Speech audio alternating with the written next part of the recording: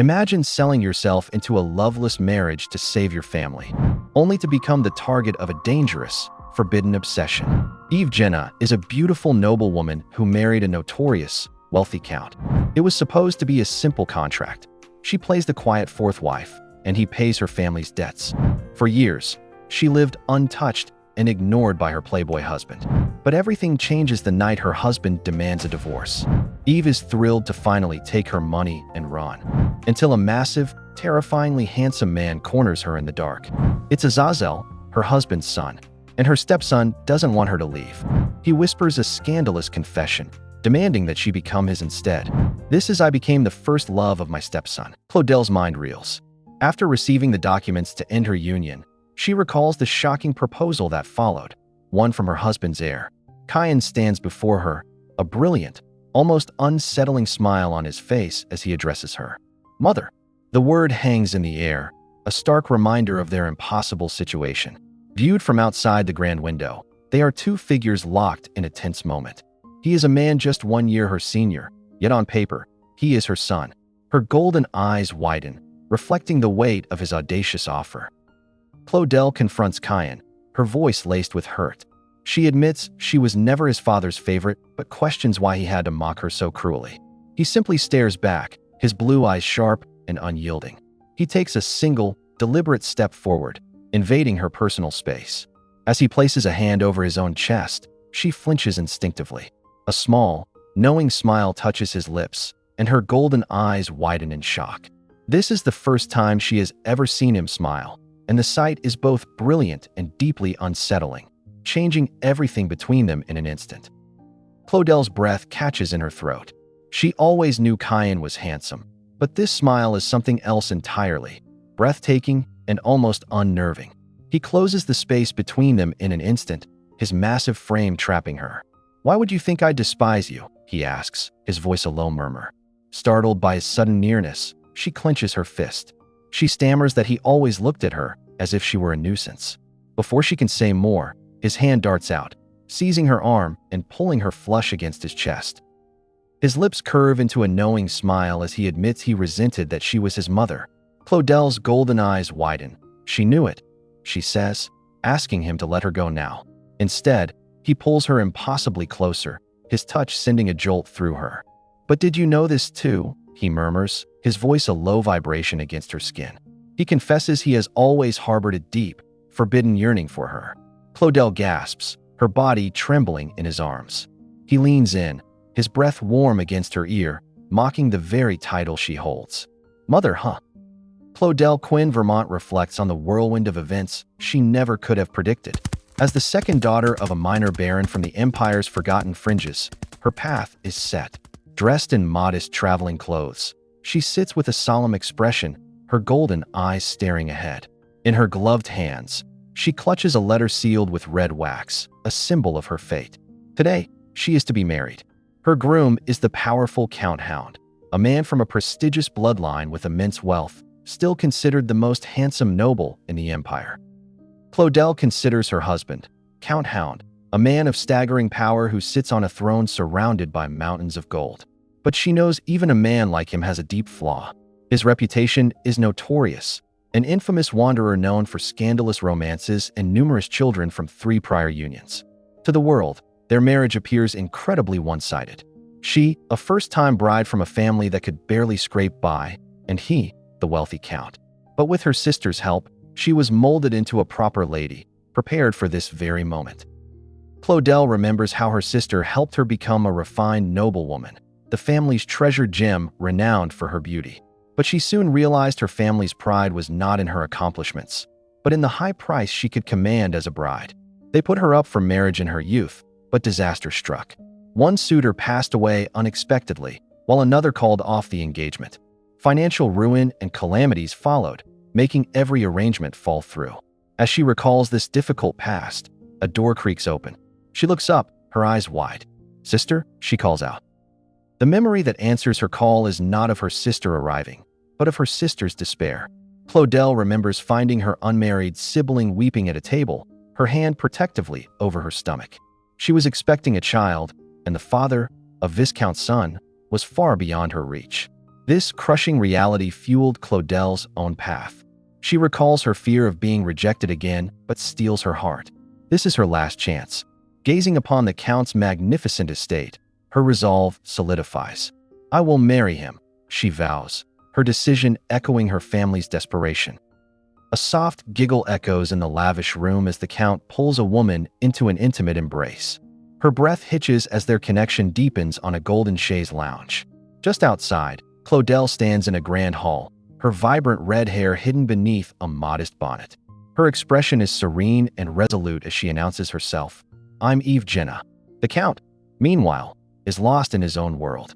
He admires the woman in his arms, thinking to himself that a beauty like this proves the capital is truly something else. Her unrestrained laughter fills the room before he silences it with another passionate moment. The sounds of a romantic encounter echo through the grand hall, stopping Claudel in her tracks. Her golden eyes widen as she witnesses the Count with another woman, their connection deepening without shame right before her. Her sister's warnings about the capital's nobility flashed through her mind. She had heard they had unusual tastes. Now, she understands the truth. The Count seems to enjoy having an audience for his private moments. As a butler stands impassively behind her, Claudel can only conclude that it truly takes all sorts to make the city. In a lavishly decorated room, Kyan Timnes lounges across a plush sofa, taking a drink while sizing up his guest. Opposite him, Claudel Quinn Vermont sits with quiet composure, her vibrant red hair a stark contrast to her dark, high-collared dress. Kyan's sharp blue eyes narrow as he observes her, internally noting that someone rather peculiar has arrived. He shifts, resting his chin on his hand. He recalls hearing she was a stunning beauty, but looking at her now, he doesn't quite see it. He supposes he just isn't her type. Kyan's demeanor shifts erratically from bored to theatrically vain, leaving Claudel to wonder if all men from the capital are this strange. The playful act dissolves in an instant as he leans forward, his massive frame overwhelming her senses. With a predatory smirk, he asks if she understands why he proposed to someone from her unremarkable family. The air thickens with unspoken challenge. Claudel's golden eyes meet his without a trace of fear. Yes, I do, she answers, her quiet confidence surprising him. She will be just as he wishes, unobtrusive, a ghost in his home. Claudel's posture remains unflinching as she proposes a clear arrangement. They will each provide what the other desires, a commitment formalized in writing. Kyan's sharp blue eyes narrow, a smirk playing on his lips. Are you suggesting a contract? He asks, his voice low and challenging. He wonders why he should ever agree to such a thing. Because, she explains, her becoming the Countess will simplify his life. The audacity of her claim takes him by surprise. He finds this woman truly peculiar. A slow, dangerous smile spreads across his face. Very well, he says, present me with a formal contract. A faint, knowing smile touches Claudel's lips as she reviews the contract. The terms are clear, a generous allowance, more than enough for her sister's dowry, in exchange for her quiet presence and confinement to the estate. Her satisfaction wavers as she reads the final clause, an astronomical penalty for breaking the agreement. But she has no intention of doing so. This arrangement suits her perfectly. As she considers her new life, Kyan's deep voice cuts through the silence. So, he asks, his tone laced with challenge, do you intend to proceed with this? Claudel agrees to the terms, but raises a hand, pausing to discuss the fifth clause. The Count's blue eyes narrow. He knows she means the article concerning the heir. She confirms her understanding. Any child of hers will not inherit the title. A confident, knowing smile spreads across her face as she asks what purpose there would be in her having a child at all. His eyes widen slightly at her audacity. She calmly states that she sees no reason to conceive. Rather than removing the clause, she proposes they simply take precautions. The Count taps his finger, intrigued. Is that your stipulation? He asks. Yes, she replies, sealing the deal as she sips her tea. Morning light spills into a gilded chamber as a maid draws the curtains. Milady, a voice calls, it's time to wake up. Claudel stirs in her opulent bed, her fiery red hair cascading over the pillows. She groggily opens her golden eyes as her attendants help her rise. They carefully wash her long hair, the pleasant scent of luxury filling the air. As they lace her into a fine corset, a memory surfaces, her quiet wedding ceremony. A loved one embraces her, whispering a soft, Mournful apology. Thank you, Eve. I'm sorry. Claudel reflects on her family, recalling how she used her allowance to ensure her sister's happiness. Though her sister worries, Claudel finds her new life is not unpleasant. The exquisite attire, the lavish meals, and the peaceful pastimes are far more magnificent than anything she has ever known. Dressed in a stunning golden gown, her maids look on in admiration. "You look exceptionally beautiful," one says. Another peeks from the doorway, her voice bright with excitement. It is because the eldest young master returns today. The air in the room suddenly shifts. Claudel's golden eyes widen at the mention of the eldest young master. Her maids excitedly explain that Viscount Saratin, a restless spirit, has returned after a long absence and requested lunch with her. Just as she processes the unexpected invitation, another maid rushes in, announcing his sudden arrival. The grand doors swing open, revealing a towering, broad-shouldered man. Kyan Temnes stands there, his formidable presence filling the doorway. His sharp eyes scan the room as he asks, "Is everything ready?" Claudel stands frozen, staring at the imposing figure of her stepson. Claudel stands her ground, her voice firm as she instructs the towering man on proper etiquette. "Within the mansion, you are expected to address me as the Countess." But as she turns to face him, her resolve wavers, mistaking the imposing figure for her husband. "Count?" she asks tentatively. Kyan offers a cool apology, a smirk touching his lips as he questions her behavior. Claudel's composure returns in a flash of defiance. She retorts that it's no wonder she didn't recognize him, considering he failed to even attend the wedding. His expression darkens as he alludes to gossip columns filled with his father's scandalous affairs, painting a picture of a man reveling with many others. Kyan's voice lowers, reminding her of the scandalous gossip columns detailing his father's well-known reputation with other women. A wave of heat rushes to Claudel's cheeks, and she turns away, unable to meet his intense gaze. Attempting to regain control, she remarks that the maids must have taken extra care for the luncheon with his son. The air grows cold. Kyan's sharp blue eyes narrow, a dangerous spark igniting within them. "Your son?" he questions, his voice dangerously quiet, turning the simple title into a challenge. "Your son?" Claudel's quiet question hangs in the grand room. She stands before her husband, the Count, nervously touching a lock of her vibrant red hair. She explains her unease. While she is comfortable with the younger children, the eldest is a year her senior, and she's unsure how to properly address him. The Count scoffs, dismissing her concerns entirely. "An honorific is not necessary," he commands, stating that as their mother, she must treat them all equally.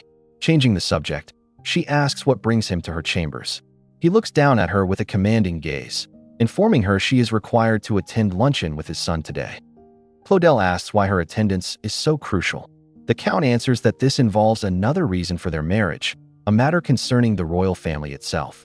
A cold, knowing smirk crosses his face as he explains his true purpose, to defy the emperor. While His Majesty wanted him to remarry, the Count intends to parade their supposed harmony to provoke him. He declares that his son, Azazel, who serves as the emperor's eyes and ears, is the perfect instrument for his scheme, leaving Claudel to silently question the dangerous political game she has been forced into. Claudel cautiously points out that her husband doesn't seem fond of his son. The Count turns his back, coldly stating it's none of her concern and that she is to remain silent at luncheon. Claudel agrees, privately noting his defensiveness confirms their strained relationship. Just then, the Count turns back slightly, his sharp blue eye fixing on her with a new intensity. "By the way," he starts, "today, you seem quite..." Surprised by the sudden shift, Claudel looks up and asks if she is to his liking, reminding him he once found her unattractive. A tense laugh escapes the Count's lips. Claudel's golden eyes narrow as she reminds him he has never once sought her out. The air grows thick with unspoken questions. He turns the accusation back on her, revealing the butler informed him that she has never come to see him. Claudel stares, completely bewildered by the sudden shift. She answers simply that there was no particular need. Her blunt honesty strikes the Count, leaving him sputtering in disbelief. "Because there was no cause for us to meet," she clarifies, utterly confused by his frustration. The Count cuts her off abruptly, dismissing her logic. "Never mind," he says, his tone shifting into one of command. "Come to my chambers after the luncheon." An unsettling smile plays on his lips, his blue eyes gleaming with a newfound interest. Claudel's golden eyes widen in pure shock, her mind racing to understand the sudden change. "Your chambers?" she repeats, the words catching in her throat. He confirms the summons, his smile widening into a predatory grin. He then smoothly extends his hand towards her, the perfect gentleman. "Shall we?" he asks, leaving her frozen. Claudel walks beside the Count, her arm linked with his as they enter the cavernous dining hall. At the far end of the long, empty table sits a lone figure. Her eyes fix on him, a sudden intensity in her gaze. It's him, the Count's eldest son and heir, Kian Temnes. His piercing blue eyes seem to radiate an inner light. Claudel recalls hearing that Kian resembled his father, but as she studies his sharp, almost otherworldly features, she realizes the rumors did him no justice. The air grows thick with unspoken tension. Claudel studies the man before her. He has a brilliant intensity, yet his piercing blue eyes hold the weary weight of someone much older. The Count breaks the silent tension with a smooth smile, turning to Claudel. "Will you make the introductions, my dear?" he asks politely. Without waiting for a reply, he gestures grandly. He presents her to his son, declaring, "This is Eve Hound, who is now your mother." With a confident tilt of his head, he then introduces the young man to her. "And this, Eve, is my son, Azazel Saratin." A low voice cuts through the tension. "Eve, is it?" Claudel maintains her composure, offering him a choice of address before turning to her husband for guidance. "You may speak to him informally," the Count allows, but adds a stern reminder that the young man is the heir. As her gaze meets his son's again, a strange energy seems to pass between them. Claudel's golden eyes widen. She wonders if she imagined the intense flicker she just saw. The heir turns sharply to his father, his voice laced with ice. "Who performed the introduction?" The Count's reply is simple and possessive. "Your mother." Azazel's blue eyes gleam with a predatory light as he asks if she has truly become his father's wife. Claudel confirms that all the formalities are complete and politely asks how she should address him. He dismisses the titles, telling her to simply call him Azazel. Leaning on his hand with a challenging smirk, he then asks for her age. The inappropriate question snaps the tension in the room. "Azazel," the Count shouts, his voice booming with fury. But Azazel remains unfazed, calmly tapping his fingers on the arm of his chair. Unfazed by his father's outburst, Kian rises from his chair. He announces that something urgent has come up and that he must take his leave, adding a pointed remark about reporting this to his mother. He turns and walks towards the door, his footsteps echoing in the silent room. Just before exiting, he pauses and glances back over his shoulder. His intense blue eyes lock onto Claudel's. He suggests they reschedule their luncheon for another occasion, a subtle smirk playing on his lips. "You may address me as Azazel," he adds, inviting her to speak informally. Claudel stares, speechless for a moment, before quietly agreeing. With a glass of wine in hand, the Count scoffs at Claudel's audacity. He claims that, unlike her, he at least afforded the man some respect. Claudel internally recalls the situation differently, remembering how she had politely suggested rescheduling and used the man's proper titles. She dismisses the tension with a bright smile. "So, are we not to dine?" she asks, adding that she's quite hungry. Irritated, the Count picks up a small bell and asks if she would mind dining alone. "Actually, I would prefer that," she says with startling cheerfulness. He declares he will take his leave, and Claudel calmly agrees. "Yes, please do." As the Count rises to leave, he leans down, his hand gripping Claudel's shoulder possessively. He tells her to send for him later, promising he will come to her chambers. Claudel stiffens, her golden eyes wide with shock. She had not expected that invitation to still stand. Later, she tries to lose herself in a book, but the quiet is broken by a sudden presence. Kian stands before her, a faint, knowing smirk on his lips. "Is there something on your mind, madam?" he asks. Claudel looks up, startled, demanding to know the meaning of his sudden appearance. The maids bustle around Claudel, their voices giddy. "I heard that madam is to visit the master's chambers today," one exclaims. Another chimes in. "It's your special night, of course." Claudel's expression tightens. She finds the staff kind but prone to overstepping. Closing her eyes, she thinks she can hardly call this a true wedding night. However, a maid clarifies that the butler himself ordered them to attend to her with the utmost care. The seriousness of the command sinks in, and a single tear escapes Claudel's eye. They genuinely intend for the marriage to be fulfilled. Claudel remembers the Count's possessive grip and his unsettling smirk. This is quite inconvenient, she thinks, clutching the book on her lap. She accepted that this marriage came with certain duties, but she had an agreement with the Count to prevent an heir. For a month, he never pressed the issue, which she found agreeable. Yet the very moment she stops her precautions, he summons her. A wry smile touches her lips as the terrible timing sinks in. Must I now conceive? She wonders, her quiet life suddenly under threat.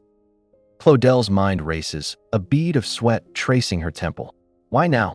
The preventative medicine requires a week to take effect, a patience she knows the Count doesn't possess. While maids fuss around her, promising the master will manage everything, her resolve hardens. She cannot simply trust him. Their binding contract is her only defense, and she must present it before he presses the issue. Taking a deep breath, she steps into the lavish hallway. Dressed in a revealing nightgown she's never seen, the heavy reality of the night settles upon her. A lone butler guides Claudel down an unnervingly quiet corridor, the emptiness confirming her deepest fears. He pushes open a heavy door. "This way, madam." Just as she steps across the threshold, the butler freezes, his eyes widening in alarm. "Wait," he stammers. Claudel follows his stunned gaze. On the bed, another woman lounges in nightclothes, a sly smile playing on her lips. "What are you doing here?" she asks, breaking the tense silence. Claudel is speechless, the bizarre scene unfolding before her as a fleeting, heated vision of Cayenne's intensity flashes through her mind. The woman on the bed smiles, remarking on the Count's peculiar preferences. Beside Claudel, the butler clears his throat, relieved that at least a child is not a concern. While he stammers in agitation, Claudel remains perfectly composed, telling him it is quite all right. She was instructed to wait in the room, and she intends to follow orders. Dismissing the concerned butler, she turns to face the lavish chamber alone. Her gaze lands on the other woman, and she crosses her arms. "It appears my husband's preferences are rather distinctive," Claudel says coolly, wanting only to know when he is expected. The sooner this commences, the sooner it will conclude. The heavy door swings open, and Claudel turns her head. Her husband, the Count, stands in the doorway, his ornate robe falling open. She observes him, a thought crossing her mind that he looks younger dressed so informally, and perhaps a certain rumor wasn't so unfounded after all. He steps forward, surprised. "You were here already?" "You summoned me, my lord," Claudel replies, her voice perfectly even. A deep blush spreads across the Count's face, his powerful composure faltering under her steady gaze. He clears his throat, suddenly embarrassed and unable to hide it. The Count stares, his composure completely shattered. "What?" he stammers, bewildered by her suggestion that she should join the other woman. A faint, knowing smile plays on Claudel's lips as she reassures him. "There is no need for bashfulness in front of me," she says coolly. "We are married now, after all." Her directness only deepens his confusion. Seeing his flustered state, Claudel assumes he's merely embarrassed. She decides the best course is to simply observe, hoping to put him at ease. His face flushes and he begins to sweat, utterly overwhelmed. "My lord Count," she asks. The Count stares, completely baffled. "Observe, you say?" Claudel simply replies, "Yes." He stumbles over his words, asking if this is her particular preference. When she again agrees, he turns away, covering his mouth with a hand, flustered. "Ah, no, it is nothing." Claudel watches him, thinking he seems far more disconcerted than she anticipated. As she considers leaving him to his privacy, he speaks again, his back still turned. "No, stay if you wish to stay." A sly, knowing smile spreads across Claudel's face as she looks toward the bedroom. "Then," she says, her voice smooth as silk, "I will only observe for a brief time." In the dimly lit room, a soft gasp escapes Claudel's lips. Cayenne holds her, his touch both firm and possessive. He sits back in the ornate chair, his intense blue eyes watching her every reaction with a smoldering heat. Her cheeks are flushed, her body arching in response to their shared rhythm. The world seems to melt away, leaving only the profound connection building between them. Every movement deepens their unspoken pact, a silent surrender in the opulent chamber as their intimacy grows into an undeniable bond. A silent question hangs in the air as Claudel waits, her heart pounding with anticipation. Suddenly, a soft gasp escapes her lips as a blinding warmth envelopes her entirely. From the shadows, Claudel watches, her cheeks burning and golden eyes wide with a mix of shock and fascination. Her thoughts drift to his intense blue eyes, and a vivid memory ignites. His lips crash against hers, his hand gripping her as he pulls her closer. She tries to convince herself, but her racing heart knows better. The memory is all-consuming, a tidal wave of heat and sensation. The memory ignites, feeling as real as the moment it happened. Kyan's breath is hot against her skin as he leans in, his lips brushing against her collarbone. A gasp escapes her, and her fingers tighten on his arm as a wave of intense heat washes over her. He pulls back, standing before her in the dim, red light, his powerful form almost overwhelming. A confident smirk plays on his lips. "Did you like it?" he asks, his voice low. Claudel can only stare, her hand pressed to her mouth, completely stunned. Claudel's golden eyes gleam with defiance. She dares him, suggesting he should continue if he wishes. A blush spreads across Kyan's face, but it's quickly replaced by a predatory grin. He tells her she's seen enough and orders her back to her room. But before leaving, he makes his move. With a low chuckle, he declares that this much is allowed. A cold sensation traces a path across her chest, a marking of his presence. Kyan turns and walks away, his footsteps echoing in the grand hall, leaving Claudel utterly stunned and trembling in the heated silence. Claudel stands frozen, a slight tremble running through her as the cool sensation lingers on her neck. Maids rush to Claudel's side, their voices filled with concern. They find the master's presumed actions outrageous, whispering that he has a history of such behavior. One maid gathers her courage and asks Claudel directly if the Count is responsible for her state. With a heavy heart, Claudel seems to confirm their suspicions, causing a wave of shock. A maid stammers, completely flustered. But then Claudel clarifies the misunderstanding. "No, it wasn't with me," she says, her voice low. The staff looks utterly confused as she adds, "But it's not like nothing happened." Claudel looks at the flustered maid with a calm, steady gaze. She appreciates the concern but reminds the young woman that the Count is still the master of the house. "Don't spread rumors," she says firmly, her voice low. "It doesn't do me any good either." The maids, understanding the dismissal, quickly scurry away to prepare her bath. Alone in the grand room, Claudel sighs, wondering if this turmoil will now be a constant in her life. She moves towards the bath, her sheer robe falling to the floor as she steps towards the water. The maids frantically try to cover Claudel, begging her not to go onto the terrace again, but she calmly dismisses their panic. Later, she sinks into soft sheets, her crimson hair fanning out like a flame. A strange curiosity guides her hands on a slow journey over her own skin, and a deep blush spreads across her cheeks. A soft sigh escapes her as a pleasant warmth floods her senses. Then, the moment shifts entirely. She is no longer alone, her legs tangling with a dark-haired man whose very presence ignites a forbidden, overwhelming heat between them. A curious touch brushes against her foot, and she wonders, what was that? 3 years later, that intense memory is a distant echo in the quiet halls of the grand estate. Claudel stands poised while her maids flutter around her, preparing her for the day. One asks if she'll be attending the imperial ball with the master, while another wonders which of the new dresses she'd like to wear for the occasion. A maid tells Claudel she looks absolutely dazzling as she stands in a pale yellow gown, a soft, distant smile on her lips. Later, an announcer's voice booms through the grand hall, presenting the Count and Countess. Claudel, now in a stunning black and gold dress, enters on her husband's arm. He wears a proud smirk as whispers fill the air. Guests comment on her growing radiance and fashionable attire, recalling how the Count once brought a mistress to these parties, and remarking on the new influence the Countess now wields in society. Claudel holds a glass of champagne, a picture of grace amidst the glittering ballroom.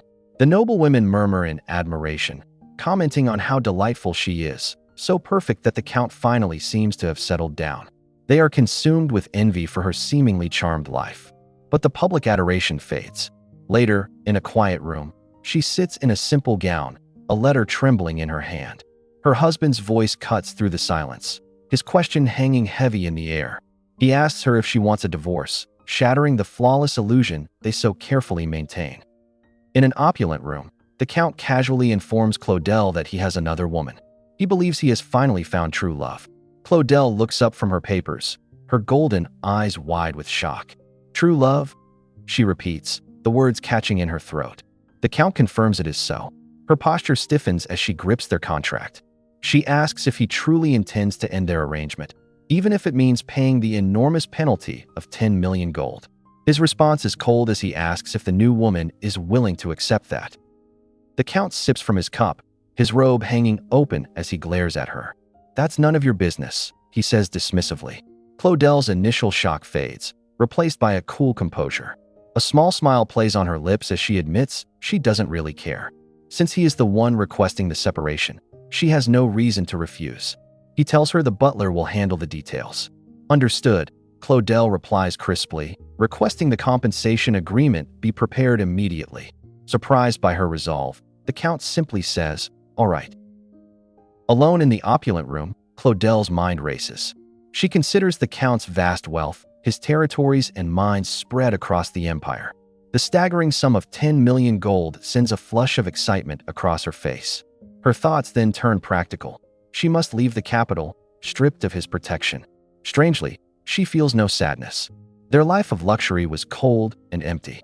A sudden, heated memory flashes in her mind. Her hand pressed against a powerful chest, a warmth and connection she never knew with her husband.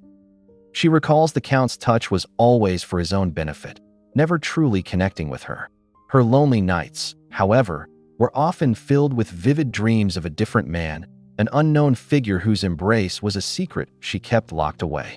Sitting alone, Claudelle finds comfort in the future. After the separation, she will no longer have to spend her nights alone. She plans to live quietly near her sister. But a sharp knock at her door shatters the silence. Her eyes widen as she calls out, "Who is it?" The heavy door begins to creak open. The door swings open, revealing a tall man stepping into the room. Claudelle's body tenses at the intrusion. The separation isn't even official yet. A handsome man with sharp blue eyes and golden hair meets her gaze, a confident smirk playing on his lips. A forgotten name surfaces in her thoughts, Azazel. She remembers him now, a constant presence who spent half the year at the mansion. His cold, deep eyes would often watch her with an unreadable expression. It wasn't animosity, she recalls, just an intense, silent observation from across the dinner table. Claudelle remembers the tense dinners, the silent animosity that crackled between Azazel and the Count. Yet, his frustration was never aimed at her. Back in the present, a faint smile plays on his lips as he asks what she thinks of him. Startled, Claudelle crosses her arms, asking him to repeat himself. He takes a deliberate step forward, his voice low and direct. "I heard you're separating from my father." Claudelle freezes. Before she can react, he leans in close, his blue eyes locking onto hers as a stunning proposition hangs in the air. "Then why not me instead?" The shocking proposition hangs in the air, and Claudelle knows this is no joke. Her mind races, questioning what kind of son could ever look at his father's wife this way. Before she can voice a protest, Kyan closes the space between them, his large frame engulfing her. A firm hand lands high on her leg, sending a jolt through her entire body. A startled gasp escapes her lips as he leans in, his breath warm against her neck. "You have a beautiful voice," he whispers, his words a possessive claim in the stifling quiet. A shocked gasp escapes Claudelle as Kyan's touch grows bolder.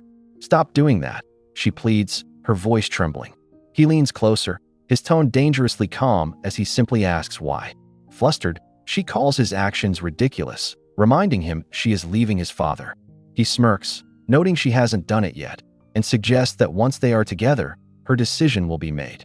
His grip tightens, sending a fresh wave of heat through her. "Stop this nonsense," she protests. "You're my stepson." He merely dismisses her desperation, whispering, "Tell me, do we have any blood ties?" His hand tightens on her leg as he dismisses her claim, questioning if any true family bond exists between them. Plucking a loose thread from her gown, he breathes the question she never thought anyone would ask. She never shared a night with his father, did she? A deep blush floods Claudelle's face. "How would you know that?" she stammers, completely stunned. A predatory smirk plays on his lips. He dismisses her shock, murmuring that for them to be each other's first, they can't let such a special day go unnoticed. Kyan leans close, his voice a low murmur as he assures her no one would criticize them, calling such arrangements a secret staple of the capital's elite. His touch grows bolder, and her gown slips from her shoulders. Claudel's breath hitches, a deep blush coloring her skin as she pleads for him to stop. "Really?" he whispers back, his gaze intense as he notes her body's undeniable response. A calculating smirk plays on Kyan's lips. He questions her sudden loyalty to her marriage vows, reminding her it was just a contract. With unnerving accuracy, he brings up the penalty for breaking it: 1,000,000,000 gold. A bead of sweat slides down Claudel's temple as her golden eyes widen. How could he know that? His voice drops, a dangerous offer hanging in the air. "What if I said I can pay it?" She stares, completely stunned. Kyan's grin widens, finding her flustered state adorable. "Why?" she asks, her voice tight. "Are you speaking like you know me so well?" A confident smirk plays on Kyan's lips as he adjusts his cuff. "Because I do know you well," he says, his voice a low, possessive murmur. He claims to know her better than her husband, her sister, even her own parents. Claudel stands frozen, her wide golden eyes reflecting her shock. A warmth fills his gaze as he apologizes for not finding her sooner. Before she can process his words, his hand is on her shoulder. The sudden touch makes her flinch. He promises she'll understand soon, and Claudel squeezes her eyes shut, terrified of collapsing. With a sudden push, Claudel tumbles backward, letting out a startled cry as she sinks into the soft bed. She looks up, her mind racing to understand how she ended up pinned beneath him. A low, amused chuckle escapes Kyan as his shadow falls over her.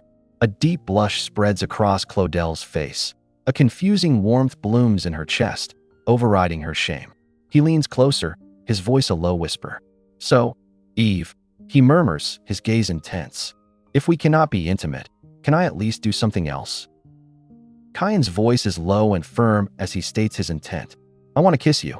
Claudel stares back, her breath catching in her throat. "A kiss?"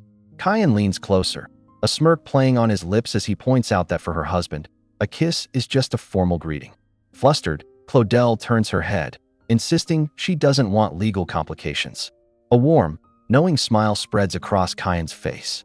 He gently refutes her excuse, revealing a startling truth. "I'm still inexperienced," he confesses, his blue eyes alight. "I've never even kissed anyone. I've been saving it for you." Kneeling before Claudel, Kyan's voice is a low, earnest plea. He tells her he has waited too long and asks if she will finally let him kiss her. Claudel turns away, a deep blush staining her cheeks as she whispers the unbelievable word. Kyan's smile turns sharp as he remarks that she gave too much of herself to meaningless men. When she defensively insists it wasn't much, he calls her a liar. His eyes glint with an unnerving knowledge as he reveals he knows she was diligent, once or twice a week. That, he declares, is why she should kiss more. Kyan's smile widens, his eyes gleaming as his hand rests firmly on her knee. He tells her she should spoil him a lot more, especially if she knew everything he did to protect her. Claudel's mind races with conflict. She knows this is wrong, that she should resist, but her heart thumps against her chest as a powerful desire overrides her reason. Her finger gently traces the edge of his lips. She wants to spoil him, just this once. A triumphant smirk spreads across Kyan's face as Claudel takes his hand in hers. Kyan's voice is a low murmur of approval, telling her he knew she would make the right choice. Claudel squeezes her eyes shut, a deep blush coloring her cheeks as she prepares herself. But instead of a simple kiss, he suddenly moves, his body settling over hers in a startlingly intimate way. Her eyes fly open in shock. "What are you doing?" she gasps. He calmly states that this is their first kiss. Claudel's mind reels at his audacity, yet a memory of them in a warm bath flashes through her mind, and she reluctantly admits that it would feel good. A deep yearning floods Claudel's thoughts. She wants to feel this pleasure in reality, not just in dreams. Kyan's voice is a low murmur, confirming she sent the servants away for the night. His hand slides beneath the delicate fabric of her dress, moving with deliberate slowness. He lowers his head, his lips tracing a warm path along her skin. This is his first time in her room. How does he know where her things are? He retrieves a familiar handkerchief, one she recognizes from seeing him use at dinner. He gently dabs her cheek before bringing the same cloth to his own lips with a faint, satisfied smile. The intimate gesture leaves her breathless, her mind reeling from the possessiveness of the act. Lying back, exhausted, Claudel quietly asks Kyan if he would leave now, admitting she's too tired. Her request is cut short by a soft gasp as his hand sweeps gently across her stomach. "There's barely anything left," he murmurs, his touch sending a shiver through her. He rises from the bed, carefully tucking the used handkerchief into his vest. Confused by the gesture, she asks why he's taking it. A faint, knowing smile touches his lips. "It's for his own private satisfaction," he explains, a token to remember their connection until she's finally free. Kyan leans in, pressing a soft, lingering kiss to the side of Claudel's neck. Her cheeks flush as she whispers that he's insane, her mind reeling with the feeling that he's been playing her all along. Her gaze drifts downward, and her eyes widen at the undeniable proof of his reaction to her. A sudden boldness takes hold. Her hand reaches out, fingers gently stroking his leg. A predatory smirk spreads across Kyan's face. "Yeah," he breathes, his voice low and pleased. A challenging smile touches Claudel's lips as she meets his intense gaze. "From now on," she says, her voice steady, "handle your own desires." Her deliberate touch becomes a silent dare. His grip tightens around her wrist, a silent command to stop. Leaning over her, Kyan's voice is a low warning not to provoke him, admitting he's already holding back. Her mind flashes to a vision of him as a powerful noble, his possessive words, "my Eve," echoing in her thoughts. She questions his deep emotion, surprised that his intensity feels no burden at all. Meeting her gaze, Kyan gently reassures her not to worry. He promises he will take care of everything, as if it's the most natural thing in the world. With a final, gentle glance, Kyan announces his departure, leaving Claudel alone in the grand, silent bedroom. She lies back, pressing a hand to her forehead as her thoughts race. What is happening? Her husband suddenly demands a separation, while his son offers such intense, forbidden affections. An image forms in her mind, a dark serpent coiling around a ripe, tempting fruit. And she acknowledges the truth. She gave in to that temptation. Sitting bolt upright, she pulls the covers to her chest, overwhelmed by the chaos of the family she has joined. The next morning, sunlight streams through the arched windows of a grand hall. A butler, his expression grim, stands clutching a stack of papers so tightly his knuckles are white. He approaches Claudel, who sits serenely at a small table. He interrupts her tea to confirm the rumor. Is she really leaving the estate tomorrow? Claudel looks up, her large, golden eyes blinking in mild surprise as she calls his title. The butler apologetically confirms it. He presents the documents, explaining that her signature is all that's needed to finalize the proceedings. A small, wry smile plays on Claudel's lips. How strange, she thinks, that everyone around her seems more shocked by this news than she is. The official imperial seal glints on the parchment, and Claudel's mind races. So soon? Her husband, a man who actively avoids the emperor, has already secured the final approval. A bitter, sarcastic thought about his supposed deep love crosses her mind as she presses her own seal firmly onto the document. Just as she finishes, the butler interrupts her thoughts, presenting another set of papers from his master. Claudel lets out a soft gasp, her golden eyes widening in shock as she stares at the new documents, a small stamp held forgotten in her hand. Documents confirm the transfer of an immense fortune. An alimony payment of 1 billion gold, promised by the Count, is now legally hers, split between cash and property. A genuine, relieved smile brightens Claudel's face as she sits amongst white roses, the papers in hand. "Thank you for all your hard work," she says to the butler. His expression is heavy with sympathy. "Not at all, my lady. You were the one who had it hard."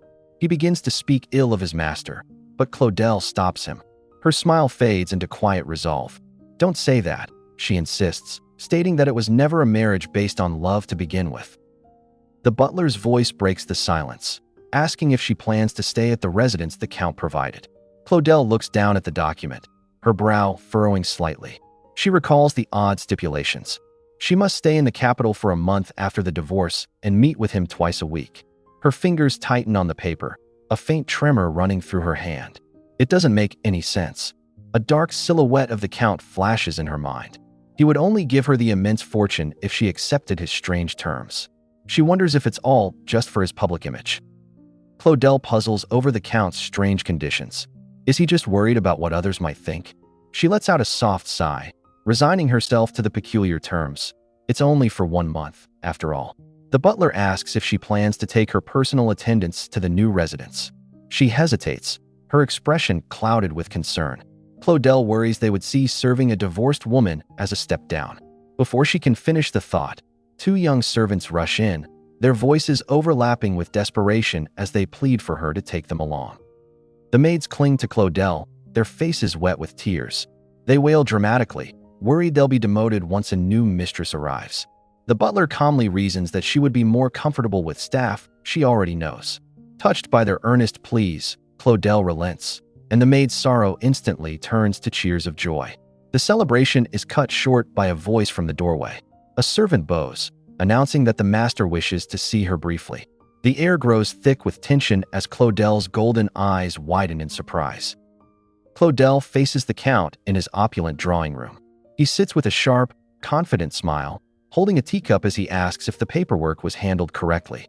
She confirms she signed it, her posture prim and reserved. Then that's the end of it, the Count declares with cool finality. A polite smile touches Claudel's lips as she agrees it all concluded much faster than expected. Inwardly, however, a wave of melancholy washes over her. It isn't the separation that brings this strange sadness, but the hollow feeling that all her efforts to become the Countess now feel meaningless. The Count's lips curl into a cold smile. He sees no reason to drag things out, reminding Claudel to stick to their contract conditions going forward. With a dismissive grin, he confirms he will do the same. A small sigh of relief escapes Claudel's lips.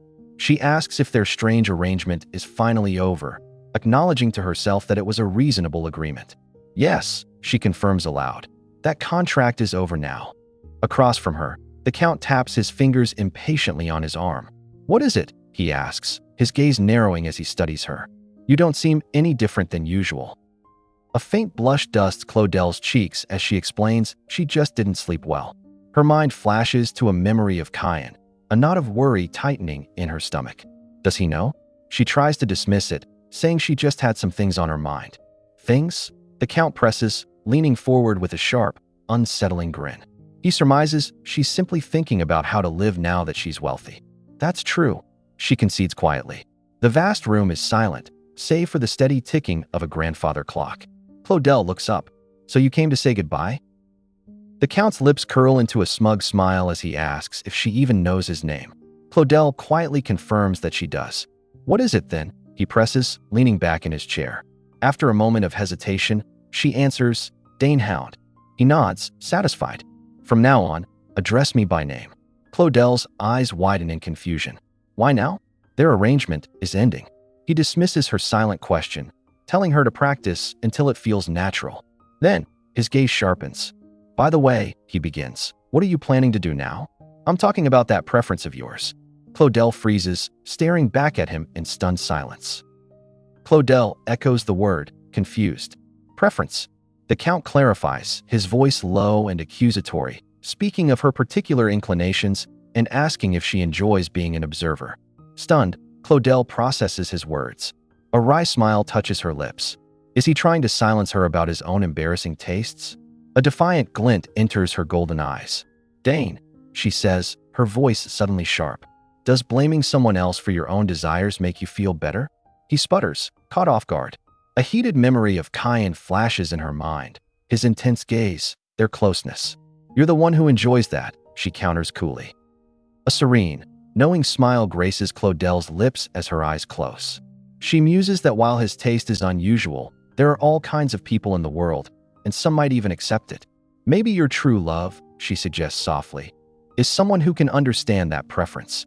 The Count's composure cracks, his face turning pale with shock. Wait, hold on, he stammers, desperate to clarify. So you're saying it's not your preference? Claudel simply looks at him, feigning ignorance. Pardon. A flush of red crawls up his neck as he points a trembling finger. Every time I called you to my room, you always brought women with you, didn't you? Claudel's golden eyes widen in disbelief as she confronts her husband. She asks how he could possibly accuse her of bringing women into the house when he was the one responsible. The Count grows flustered, pressing a hand to his forehead. He insists she call him Dane, but quickly dismisses the topic, stammering that he needs to verify something before making a hasty retreat. Claudel calmly clasps her hands together, her expression firm. I'm leaving tomorrow, though, she states quietly to his departing back. And I'm busy packing up the house right now. Wait! The Count cries out, frantically shaking a small golden bell. He storms through the parlor, demanding to know where the butler is. An attendant calmly informs him that the butler already left for the imperial palace. With a sly smile, he adds that since the master prepared everything, the documents will be submitted without issue. Panic flashes across the Count's face. He grabs the attendant by the collar, asking when he left. The man coolly checks his pocket watch and replies that he should be arriving now. The news hits the Count like a physical blow, and he collapses onto the sofa, defeated. Claudel sits across from the defeated figure of her husband, quietly calling out to him. The Count looks up, a storm brewing in his intense blue eyes as he calls her Eve.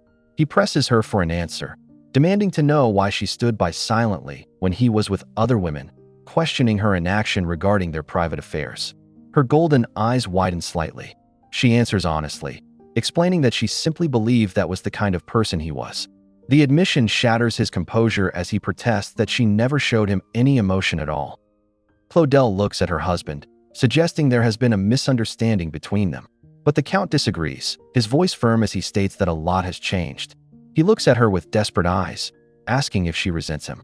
When she says no, he presses further, asking if she hates him. Claudel quietly says that isn't it either. The Count finally asks if she likes him. Confused, Claudel admits she isn't sure what he means. In her mind, they have spent the last 3 years simply respecting each other. She has never considered it any other way. His face falls as he asks her why not. Claudel calmly reminds him that their contract forbade her from interfering in his private life. His shoulders slump in defeat. Pinching the bridge of his nose, the Count sighs, conceding that their arrangement had to end anyway. Later, he faces her with a composed smile, thanking her for her efforts these past 3 years. Claudel offers a soft smile in return, admitting the time was comfortable. He reaches out, his hand gently closing around hers. He promises to write a final, polite farewell as their fingers linger for a brief moment before slipping apart. Sunlight bathes the grand estate on the morning of Claudel's departure. She stands poised in a magnificent green gown, more elaborate than any she'd wear to a royal banquet. Her maids fussed over her since dawn, determined to show the world the kind of lady she is. Though the morning has been exhausting, she carries herself with grace. A distinguished steward approaches with a respectful air, offering to escort her. Claudel turns to him, a polite, gentle smile on her lips as she thanks him for the courtesy. As they walk toward the awaiting carriage, the steward reassures Claudel that he has taken care of any potential gossip. She pauses, her eyes widening at the sight before her. The entire household staff stands in silent, perfect rows, bowing deeply in a grand, unexpected farewell. The steward explains softly that it's because she was a truly good lady to them. He wishes her days filled with joy. From the carriage door, Claudel turns back, a radiant and genuine smile lighting her face as she thanks them all for their loyal service. A satisfied smile touches Claudel's lips as she departs in a magnificent carriage. Her 3 years in the capital are over, and she is no longer the Count's wife. She is her own person again, now with an immense fortune to her name. All in all, a very satisfying arrangement. But her peace is short-lived. In the comfort of a new residence, she unfolds a newspaper. The headline is impossible to miss, announcing the Count's divorce in bold letters. A shadow of irritation crosses her face as she reads. She wonders why this is public news when the steward promised he would keep the gossip under control. Claudel's fingers tighten, crinkling the newspaper in her lap. It's only been 3 days, and the news of her divorce is already public. She scoffs at the thought of the dramatic narrative being spun, imagining a story where she was deeply in love with the Count. Her thoughts darken as she pieces it together. Did the Count start the rumors himself, just to emphasize that he's a free man now? She lets out a sharp, frustrated breath. She understands his petty games, but it's an undeniable nuisance for her. A sea of wax-sealed letters covers the table before Claudel, a stark reminder of her new social reality. She reflects that not being from a high-ranking family means she can't ignore a single one. A quick glance at a large clock on the wall confirms her suspicion. It's almost time for the meeting. Deciding there's no point in regretting things, she firmly rings a small handbell. A maid enters instantly, bowing her head. With newfound resolve in her golden eyes, Claudel decides it's time to prepare. After all, the spotlight is on the Count, not her. Claudel walks through a sunlit garden, her thoughts clouded with irritation. She finds her husband's choice of a busy district utterly inconsiderate, especially when all eyes are on them. A well-dressed man greets her with a polite hello. Wasting no time, Claudel asks for the Count. The attendant informs her that he is inside. He then reveals that no one else is present. The Count has rented out the entire lavish cafe, creating a private, secluded space just for their meeting. The vast, empty hall awaits her entrance. The Count rises, his face alight with a welcoming smile as he calls out her name. Dressed in a fine black suit with a striking yellow tie, he appears delighted to see her. Claudel offers a polite, yet distant greeting. "Hello, Count." He gently insists she use his first name, Dane. Accepting the invitation, Claudel asks if she may take a seat. As she settles, his gaze lingers on her. "You look a bit worn out," he observes with a knowing smile. A stray thought flits through Claudel's mind. He is undeniably handsome. She pushes it aside, questioning if he isn't too busy for this meeting. The blonde man leans forward with a charming smile, insisting he couldn't possibly cancel on her. Claudel sips her tea, annoyed. She sets the cup down with a soft click, reminding him that with her divorce news spreading so quickly, a meeting like this won't look good. He casually dismisses the idea of rumors, his gaze softening as he assures her that his only concern is for her. Changing the subject, he asks how she's been lately. Claudel admits she's just adjusting to her new estate and handling all the letters, sighing that it's exhausting. The Count casually suggests she ignore the endless letters, but Claudel explains she no longer has the status to do so. "I'll handle it for you," Dane offers, his expression serious. A sly smile touches Claudel's lips as she proposes a better solution. Since society is far more interested in him, she suggests he could simply start dating again to ease her own troubles. A faint blush warms Dane's cheeks as he looks away, forced to agree. His gaze then sharpens, and he asks if she truly doesn't understand the conditions he set for their separation.